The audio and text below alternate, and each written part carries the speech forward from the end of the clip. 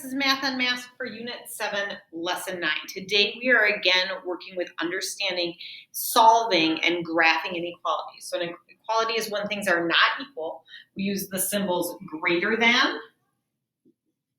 and less than when we are using these inequalities. So over here I've got some inequalities written with variables. X is greater than 4, meaning that x can be any number that's greater than 4.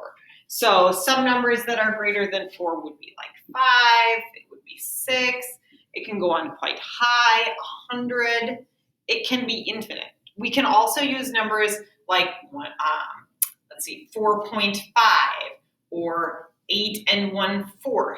So decimals and fractions work too. So all of these are known as solutions to this inequality. X could be any of those numbers because x can be anything that is worth more than 4. Okay? If I'm going to look for a solution for this, y could be equal to anything that's less than 8. So it could be 7, it could be 3, it could be 4.2. We can use those decimals and fractions again. Now when we start to graph these, let's graph this one first. So x is more than 4, so I start my dot at 4, and then I am drawing a line with an arrow that moves to the right because x starts at 4. Anything greater than 4, anything even like 4.01 can work.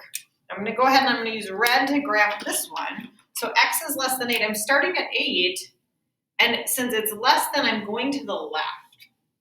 And you'll notice as I draw this line, right, I'm entering into those negative numbers. Negative numbers are less than 8. So negative numbers like -7, -3, you can see that on my number line, are also solutions in this situation.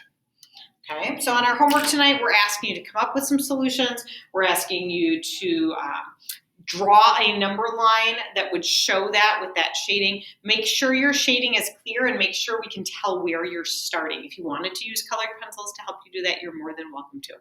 Good luck on your homework.